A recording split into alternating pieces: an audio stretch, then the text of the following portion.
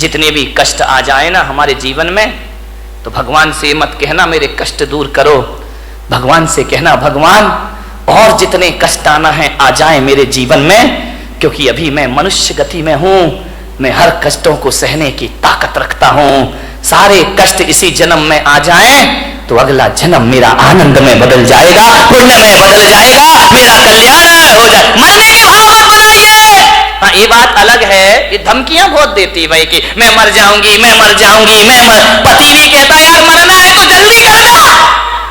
20 साल से तो सुन रहा हूं ना, आज मर रही ना कल मर रही है, जल्दी मरे तो हम दूसरे की व्यवस्था करें।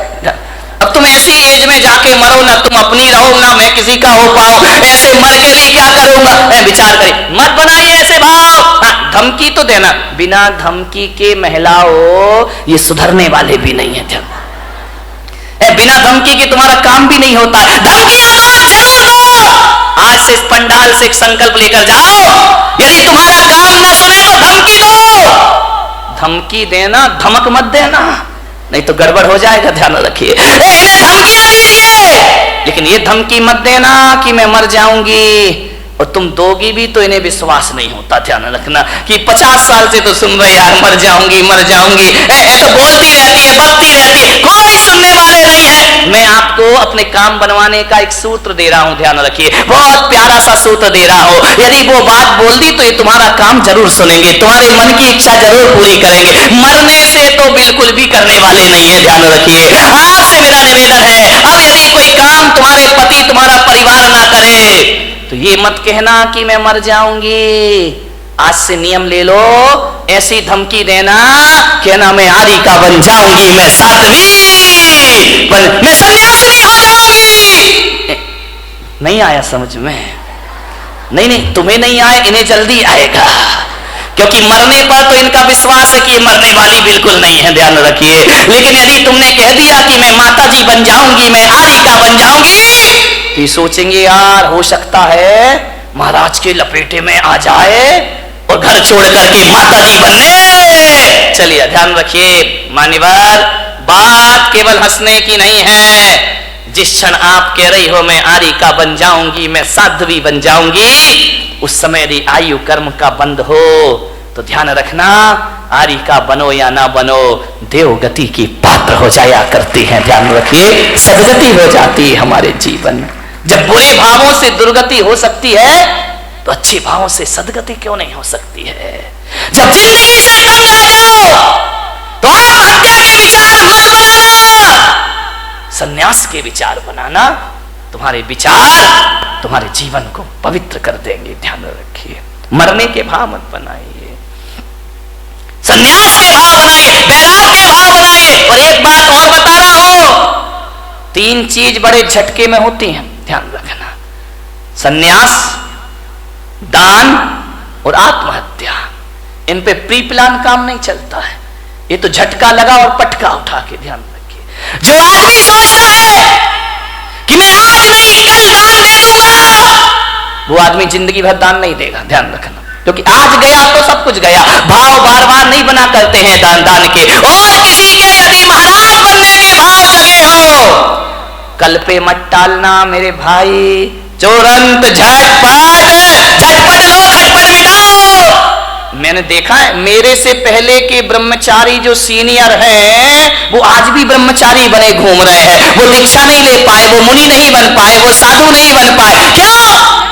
पुराना हो गया सन्यास, पक गया सन्यास, अब दीक्षा के भाव ही पैदा नहीं हुआ करते हैं, अब उनके भाव ख्याति लाभ के हो जाया करते हैं। विनय महाराज बने, जब अपनी पूजा हो रही है तो महाराज बन गए, क्या करेंगे? ध्यान रखिए, विद्वान कभी दीक्षा नहीं लेता, पंडितों ने कभी दीक्षा नहीं ली, सन्यास नहीं लिया, ध्यान रखना। ये दूसरों को सन्यास दिलाते हैं, खुद का नंबर आता है तो खुद पीछे हो जाया करते हैं। एक पंडित जी मुझे मिले, अब वो इस दुनिया में नहीं है। उनकी जब पहली बार मुझसे मुलाकात हुई, उन्होंने कहा कि जब मैं ब्रह्मचारी था, उन्होंने कहा कि भैया जी मैंने 150 पंच कल्याणक करा दिए।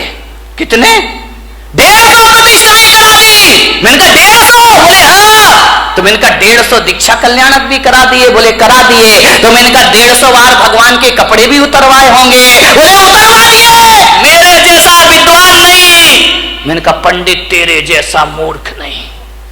बोले क्या? मैंने कहा 150 बार भगवान के कपड़े उतरवाए, तुझे अपने उतारने की एक बार भी सुध नहीं आई। और मैंने कहा पंडित, मैंने एक भी प्रतिष्ठा नहीं कराई, लेकिन एक बार देखी और मेरे कपड़े अपने आप उतर जाया करते हैं। विचार करिए, सोच विचार नहीं। आचार्य विद्यासागर जी महाराज, उनकी दीक्षा हुई। महाराज अजमेर में थे, नए नए दीक्षार्थी थे, नई नई दीक्षा हुई थी। बड़ा प्यारा प्रसंग है उनका। और जब उनके पास एक विद्वान पहुंचा, विद्वान ने देखा, महाराज की आदत है, नेचर में है, स्वभाव में है, कोई बनावटी जीवन नहीं है उनका, ध्यान रखिए। सिर उनका झुका रहता है, शुरू से ही झुका रहा, कभी नजरें उठाकर नहीं देखी। पंडित गए, विद्वान गए, पोथी पत्रा लेकर, महाराज कुछ नहीं बोले। क्या बोले? हमारे जैसे हो तो बात भी कर ले, वो तो बोलते ही नहीं। गए, बोले महाराज, उस समय नए नए दीक्षार्थी थी, नई नई दीक्षा हुई थी, 23-24 साल के रहे होंगे महाराज। उन्होंने कहा कि महाराज नंगे हो गए, कपड़े उतार दिए, कुछ शास्त्र मास्त्र पढ़े हैं कि ऐसा ही आगम पढ़ा है? महाराज कुछ नहीं बोले। अरे समय सार पड़ा है, महाराज कुछ नहीं बोले। बोले बस कपड़े उतार के बैठ गए, रोटियां मिल रही हैं समाज की, आराम से जय जयकार, ख्याति लाभ। समय सार पढ़ाया आपने। जब 3 बार उसने बोला तो महाराज ने कहा अब तो जवाब देना जरूरी, अब बहुत ज्यादा पानी सर से ऊपर हो रहा है। उन्होंने कहा बोलो पंडित जी, क्या बोलना चाहते हो, क्या पूछना चाहते हो? उन्होंने कहा समय सार पढ़ा है। महाराज ने कहा तुमने पढ़ा है? बोले हाँ। बोले कितनी बार? बोले 108 बार। बोले 108 बार समय सार पढ़ लिया? बोले पढ़ लिया।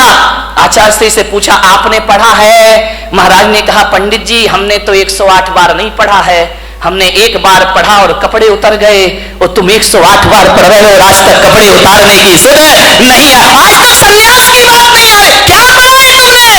हमने एक बार पढ़ा और जिंदगी बदल गई। तुम जिंदगी भर पढ़ते हो, तुम्हारे जीवन में कोई परिवर्तन नहीं हुआ करता है। ध्यान रखिए, सन्यास झटके में होता है।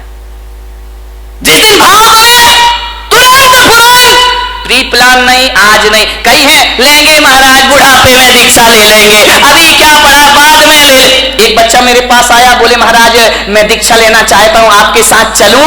मैंने बच्चे को देखा, छोटा सा बच्चा था।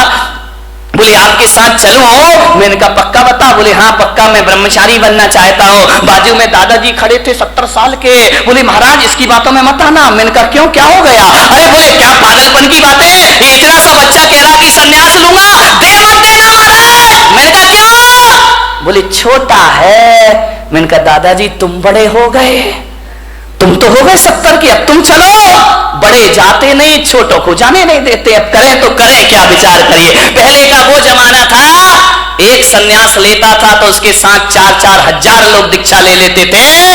आज एक दीक्षा लेता है तो 4000 रोकने को खड़े हो जाते हैं कि काय को ले लिया है, पंचम काल है, क्यों बर्बाद कर रहा है, मत ले दीक्षा। बाहरे जमाना, जब बच्चा बिगाड़ते हो तो ख्याल नहीं आता, बिगड़ जाता है तो फिर महाराज तुम्हें याद आते हैं। ध्यान रखिए, सन्यास झटके की चीज, झटके की चीज। मन में भाव जगे, घर छोड़ देना। एक बात ध्यान रखना विट्ठल भाई, विट्ठला, घर तुम ज्योतिषाचार हो ना, घर प्रवेश का तो मुहूर्त होता है।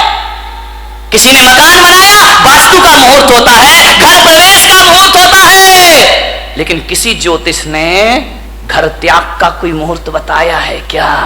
ध्यान रखना, घर प्रवेश का मुहूर्त है लेकिन घर छोड़ने का कोई मुहूर्त नहीं हुआ करता है। जब तेरी डोली निकाली जाएगी, बिन मुहूर्त के उठा ली जा। घर छोड़ने का कोई, जिस दिन घर छोड़ दो वही शुभ मुहूर्त हुआ करता है, इससे ज्यादा शुभ मुहूर्त दुनिया में कोई दूसरा। सन्यास के भाव आए तुरंत ले लेना, देर मत करना, कल पर मत टालना, आज ही कर लेना, अभी कर लेना, छोड़ देना घर। ध्यान रखिए, मान्यवर। दान तुरंत, भाव बने तुरंत बोलो। घर में गए तो भाव ऐसे गिरेंगे, ऐसे गिरेंगे जैसे आसमान से बिजली गिर गई हो तुम्हारे भावों में। ध्यान रखिए, दान के भाव तुरंत ले। आत्महत्या भाव बने, कौन बोला तुरंत कर लेंगे महाराज? ध्यान रखिए, आत्महत्या करने वाला सोचे कि चलो यार आज नहीं कल मर जाएंगे, वो आदमी कभी मरने, महिलाएं रोज बोलती हैं मरती थोड़ी है, ध्यान रखिए, विचार करिए, विचार करना, सोचना है। आत्महत्या करने वाला सोचे आज नहीं कल मर जाए, वो कभी मरने वाला बेईमान आदमी। लेकिन मेरा आपसे एक निवेदन है, बड़ी विनम्रता के साथ, दान और सन्यास की बात हो तो तुरंत कर लेना, और मरने के विचार आए तो कल पर टल देना कि आज नहीं कल ये काम करेंगे, आज अभी हमें बहुत जीना है, जिंदगी को जियो। मरने के भाव कभी मत बनाए, जियो कितने भी कष्ट आ जाए। सीता ने 1000 कष्ट सहन किए, मरने के भाव नहीं लाई, ध्यान रखना, कभी नहीं लाई, कष्टों को सहन करने लगी। मैना ने, राम ने, बुद्ध ने, महावीर ने, पारसनाथ ने 1000 कष्ट सहे, लेकिन मरने के भाव उनके अंदर कभी नहीं आए। जिंदगी को पूरी जिंदा दिली से जियो। मैं अपने जीवन की घटना बताता हूं। जब मेरा 2003 में चतुर्मास 3 या 4 में इंदौर में हुआ, और जब मेरा चातुर्मास इंदौर में हुआ, मेरे दोनों घुटने खराब हो गए। मुझे सीढ़ियां चढ़ने में परेशानी होती। लोगों ने, डॉक्टरों ने कहा कि आप आहार में सीढ़ी मत चढ़िए, नीचे कमरे में आहार लीजिए।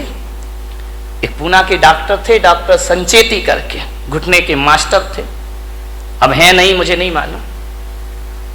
उनसे मेरी जांच हुई पूना में, MRI कराई घुटनों की। उन्होंने कहा घुटने खराब हैं आपके, इन्हें चेंज करना पड़ेगा। मैंने कहा उस समय मैं कितने साल का रहा होऊंगा, 35, 36, 37, 38 साल का। उन्होंने कहा आपके घुटने चेंज हो गए।